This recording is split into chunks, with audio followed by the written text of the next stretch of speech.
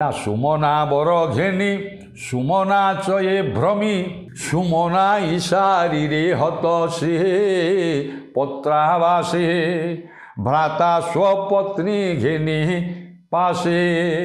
ସୁମନା ବର ଘେନି ରାମଚନ୍ଦ୍ର ଯେତେବେଳେ ବନବାସ କରିଛନ୍ତି ଚିତ୍ରକୂଟ ପ୍ରଭୃତି ପ୍ରଥମେ ଆଜ୍ଞା ଆପଣମାନେ ଜାଣିଛନ୍ତି ଗଙ୍ଗା ନଦୀ ପାର ହେଲେ, ତାପରେ ଭରଦ୍ୱାଜ ଆଶ୍ରମରେ ରହିଲେ, ତାପରେ ଚିତ୍ରକୂଟରେ କିଛି ଦିନ ଅବସ୍ଥାନ କଲେ, ତାପରେ ପଞ୍ଚବଟୀରେ ଯାଇକରି ରହିଛନ୍ତି।